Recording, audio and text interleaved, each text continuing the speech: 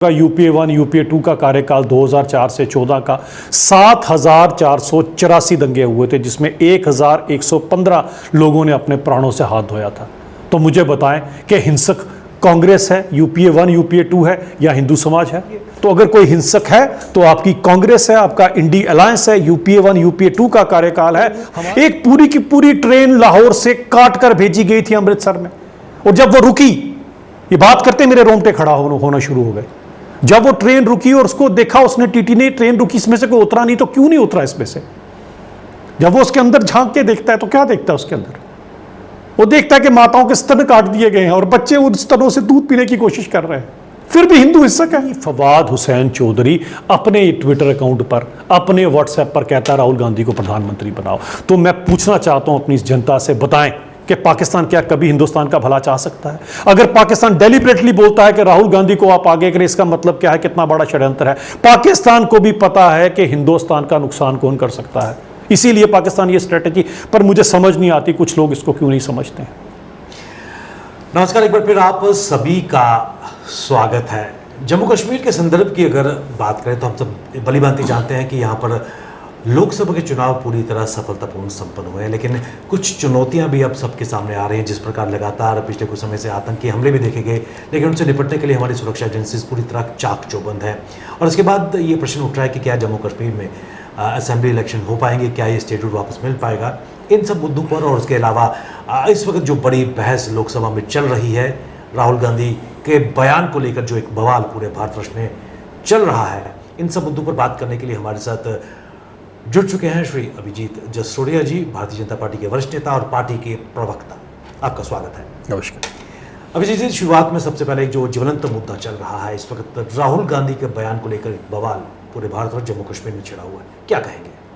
देखिए, राहुल जी के जो बयानात हैं और बड़े दुर्भाग्यपूर्ण मुझे लगता है कि जिस हिसाब से खासकर पूरे हिंदू समाज को वो कटघरे में ला के खड़ा कर रहे हैं, और जिस तरह से उन्होंने तस्वीर शिव भगवान की लेकर वहाँ पर हमारे पूरे हिंदू समाज को हिंसक बताने की कोशिश की है, तो ये बड़ा दुर्भाग्यपूर्ण है। सबसे पहले तो राहुल गांधी जी के बारे में सबको पता होना चाहिए कि राहुल गांधी जी का धर्म कौन सा है, और सबसे पहले तो वो लोगों को बताएं कि उनके क्लैन में वो कहाँ से आते हैं और क्या उनका धर्म क्या है पर्टिकुलरली, और अगर वो हिंदुओं के ऊपर इतना बड़ा प्रहार कर रहे हैं तो किस अनुमति से, किससे अनुमति लेकर, या किस विश्वास या कहाँ से उन्होंने ये सब चीज़ें लाई हैं। और हमारे खिलाफ ऐसी बात करने वाली और हिंदू को हिंसक बताना, ये पूरे के पूरे हिंदू समाज का अपमान है। अगर मैं हिंसा की बात करूं तो अगर आपको याद होगा, यूपीए 1 यूपीए 2 का कार्यकाल 2004 से 14 का 7,484 दंगे हुए थे, जिसमें 1,115 लोगों ने अपने प्राणों से हाथ धोया था। तो मुझे बताएं कि हिंसक कांग्रेस है, यूपीए 1 यूपीए 2 है या हिंदू समाज है? आप किसी के समाज विशेष को, किसी के धर्म विशेष को लेकर आप किस तरह की बात कर सकते हैं? उन्होंने जो ये बात कही है, तो मैं पूछना चाहता हूं कि उनका ये कहना कि हिंदू जो हिंसक है, ये वर्ड उन्होंने लाया कहां से? सबसे पहली बात आती है। और खुद का जरा प्रमाण दें कि राहुल गांधी जी किस धर्म से आते हैं। ये जो अपमान हमारा किया है, हमारे देवी देवताओं का अपमान किया है, कांग्रेस की तो प्रवृत्ति ही ऐसी हो चुकी है कि वो हमेशा और हमेशा, उन्होंने तो एक सुपारी, एक ठेका ले रखा है हिंदुओं को बदनाम करने का। कभी कहती है राम भगवान काल्पनिक है, अगर राम भगवान काल्पनिक हैं तो शिव भगवान भी फिर काल्पनिक हुए। उनकी तस्वीर लेके आप लोगों को क्या बताना चाहते थे, और आपने किस तरह से उस तस्वीर को अपने हाथ में लिया? मैं ये पूछना चाहता हूं, क्योंकि हमारा धर्म के अगर अकॉर्डिंग चलें तो हम ये चीज़ें तो बिल्कुल बर्दाश्त नहीं करेंगे कि हमारे भगवान का अपमान लेकर, अब नाम लेकर आप अपमान करें, पूरे के पूरे हिंदू समाज का अपमान करें। और ये देखिए, ये तो इतिहास गवाह है सारे का सारा। सनातन जो है ये सबसे प्राचीन आपके सामने सभ्यता है। कई सभ्यता आई, कई सभ्यता चली गई, लेकिन सदियों से चली आ रही सनातन सभ्यता आज भी जीवित है, क्योंकि सनातन को मानने वाले हम लोग आज भी जीवित है। और हमारे देवी देवताओं में सबसे ज्यादा दृढ़ जो विश्वास है, और हम इसके ऊपर, हम चाहते नहीं कि राजनीति की जाए, लेकिन जिस तरह से राहुल गांधी जी ने प्रभु शिव की अपने हाथ में तस्वीर लेकर, क्योंकि कोई भी तस्वीर लेकर आप हाउस के अंदर नहीं जा सकते। अगर आपको याद हो, गगोई जी इन्हीं के एक सांसद हुआ करते थे जिन्हें निकाल दिया गया था इसी के लिए, क्योंकि उन्होंने प्ले कार्ड यूज किया था उसके अंदर। तो आज क्या राहुल गांधी को निष्कासित नहीं कर देना चाहिए इनको सदस्यता से? और ये किस तरह का आप अपमान कर रहे हैं सारी के सारे हिंदू समाज का? मैं मान सकता हूं कि हम हिंदू बड़े सहनशील है, लेकिन सहनशीलता की भी एक हद होती है। आप हर एक चीज में आ जाके ठीकरा हिंदुओं के सिर पे फोड़ेंगे। तो लोगों को यूपीए 1 यूपीए 2 7,484 जो आपने दंगे करवाए, 1,115 जिन लोगों ने प्राण गंवा दिए, आप उनका जरा जवाब दीजिए। तो अगर कोई हिंसक है तो आपकी कांग्रेस है, आपका इंडी अलायंस है, यूपीए 1 यूपीए 2 का कार्यकाल है। हमारे 10 साल के कार्यकाल में केवल 7 से 8 अनफॉर्चुनेट ऐसे इंसिडेंट्स हुए हैं, वो भी कंट्रोल कर लिए गए थे। तो मुझे जरा राहुल गांधी जी इसका जवाब जरूर दें। अभिजीत, एक चीज मैं आपसे जानना चाहूंगा कि आपको लगता है कि डेलिब्रेट प्रयास किया जा रहा है कि जो लोकसभा की कार्रवाई है उसको बाधित करने का और कहीं ना कहीं इसके साथ साथ जो हिंदू समाज है उनकी भावनाओं को ठेस पहुंचाने का? देखिए, बिल्कुल सही बात। आपको एक बात बताऊं कि नो डाउट हम लोग बड़े सहनशील हैं और शायद सहनशीलता का ही ये परिणाम है कि हम लोगों को भुगतना पड़ रहा है आज। मैं पूरे हिंदू समाज की अगर आपके सामने बात करूं तो सहनशील तो थे कि हमारे ऊपर पहले मुगलों ने राज किया, तुर्क मंगोल जैसे लुटेरे जो हमारे पर यहाँ पर हमारे पर जिन्होंने हमारी उत्पीड़ना की, इतने सालों तक हमारे साथ इतनी कत्लो गारत की। कहीं इनके ऐसे राजा थे 1.25 मन रोज का जनेऊ उतरवाते थे तो फिर खाना खाया करते थे। उन लोगों के नाम से कहीं औरंगजेब रोड, कहीं कोई रोड बना दी गई। यहाँ पर उन लोगों को अगर किसी ने जिंदा रखा तो किसने रखा? इसी कांग्रेस ने उन लोगों को जिंदा रखा। हमारे इतिहास में इनके बारे में हमें क्या पढ़ाया गया? ऐसी ऐसी चीजें हमारे को बताई गई। तो हिंदू समाज क्योंकि हमारी सहनशीलता के कारण आपने हम लोगों की उत्पीड़ना की है। पहले मुगलों ने हमें सताया, तुर्कों ने हमें लूटा, मंगोल हमारे यहाँ से बहू बेटियों को यहाँ से पैदल लेकर साथ में नग्न अवस्था में यहाँ कर लेकर जाते थे अपने वापस अपने मंगोल में और तुर्क में। हमें वो दिन याद नहीं है किस तरह से हम लोगों ने आपके खिलाफ लड़ाइयां लड़ी हैं। उसके बाद अगर आप आ जाइए तो फिर उसके बाद अंग्रेज आ गए। उन अंग्रेजों ने हमारी उत्पीड़ना की 200 साल तक। हमारे यहाँ के सारे रिसोर्सेज, अगर आज यूके बड़ा वेल ऑफ है तो हमारे यहाँ के रिसोर्सेज सारे के सारे हमारे यहाँ से कोहिनूर तक उठा के ले गए, कोई चीज छोड़ी नहीं हमारे पास। 200 साल तक फिर भी हिंदू सहनशील रहा। उसके बाद कांग्रेसियों ने हमारे सिर पर राज किया। खुद देखिए, इस देश के 2 विभाजन कर दिए गए और एक धर्म विशेष को उनका एक देश छोड़ के 2 देश दे दिए गए। पीछे जो बेचारे हिंदू बच गए उनको आज आप भी सहनशील कहते हो। हमने तो कभी बात ही नहीं की। बंगाल का जब कांड किया गया, कत्लो गारत की गई, आपको याद होगा, अगर वो दृश्य भी आप अपनी आंखों के सामने आए तो रोंगटे खड़े हो जाते हैं। और अगर आप देखेंगे वो ब्लैक एंड व्हाइट तस्वीर है, उसमें जो पीछे ढेर आपको दिखाई दे रहा है वो कूड़े का ढेर नहीं है, वो औरतों के वक्षस्थल काट काट के ढेर लगाया गया है। ये तो हाल किया गया हम हिंदुओं का। उसके बाद भी आप कहेंगे कि हिंदू से हिंसक है, तो शर्म आनी चाहिए ऐसी बात करते हुए। एक पूरी की पूरी ट्रेन लाहौर से काट कर भेजी गई थी अमृतसर में, और जब वो रुकी, ये बात करते मेरे रोंगटे खड़ा होना शुरू हो गए। जब वो ट्रेन रुकी और उसको देखा उसने, टीटी ने, ट्रेन रुकी, इसमें से कोई उतरा नहीं, तो क्यों नहीं उतरा इसमें से? जब वो उसके अंदर झांक के देखता है तो क्या देखता है उसके अंदर? वो देखता है कि माताओं के स्तन काट दिए गए हैं और बच्चे उन स्तनों से दूध पीने की कोशिश कर रहे हैं। फिर भी हिंदू हिंसक है। मैं पूछना चाहता हूं राहुल गांधी से, और कितना आप अपमान करोगे हिंदुओं का? अभिजीत जी, एक बहुत ही ज्वलंत मुद्दा और भावनात्मक मुद्दा है हिंदू समाज के लिए, हिंदुओं के लिए, और इसमें कोई दो राय नहीं है कि कहीं ना कहीं जवाब राहुल गांधी को देना पड़ेगा और पूरा भारत आज ये जवाब मांग रहा है। लेकिन एक बार फिर वही मैं जानना चाह रहा हूँ कि क्या सीधा सीधा संबंध इसका लोकसभा में, जिस प्रकार माननीय प्रधानमंत्री ने भी कहा कि 99 का मार्क्स लेकर भी वो दिखाने का प्रयास कर रहे हैं 543 में से कि हम टॉप पर हैं। जी बिल्कुल, मैं सूर्य साहब अगर आपको बताऊं तो होता है एक क्लास में जो बच्चा सबसे ज़्यादा मार्क्स लेता है, सबसे अच्छे रैंक पे आता है, उसे क्लास का सर्वश्रेष्ठ बच्चा माना जाता है, उसी को मॉनिटर भी बनाया जाता है क्लास का, अगर आप इस चीज़ को सही तरह से देखें। और जो नालायक बच्चा होता है जिसने 33% नंबर भी लिए पास होने के लिए, आज वो नालायक बच्चा कह रहा है कि मैं मॉनिटर हूं और तुम जो है तुम नालायक हो। अब बताएं इसको कौन मानेगा? क्या हिंदुस्तान मानने को तैयार होगा? तुम 99 नंबर का डाटा लेकर 100 का आंकड़ा नहीं तुम पिछले 15 साल से क्रॉस कर पा रहे हो, तो उस 100 के आंकड़े तक पहुंचने में भी आप लोग असमर्थ हैं। फिर भी आप आके बता रहे हो कि ये लोग किसी काम के नहीं है, हमारे 99 सबसे काम के हैं। तो क्या लोग देख नहीं रहे हैं? क्या लोग समझ नहीं रहे इन सब बातों को? आज पीड़ा सबको हो रही है। कुछ मैं ये कहना चाहता हूं कि इस हद की राजनीति, और भारतीय जनता पार्टी ने या एनडीए ने केवल कांग्रेस के खिलाफ या इंडिया अलायंस के खिलाफ ये चुनाव नहीं लड़ा है।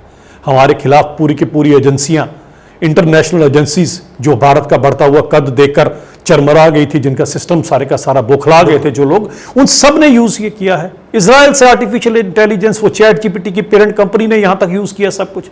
किस तरह से सॉफ्टवेयर डेवलप हुए, किस तरह से लोगों को बरगलाया गया, किस तरह से एक पर्टिकुलर समाज को बरगलाया गया, किस तरह से बताया गया अपने कॉन्स्टिट्यूशन के बारे में। और कल जब इनसे सवाल पूछा गया, इनको यह भी नहीं पता था कि कॉन्स्टिट्यूशन के अंदर पन्ने कितने हैं, और ये कॉन्स्टिट्यूशन को सिर पे उठाकर फिरते हैं।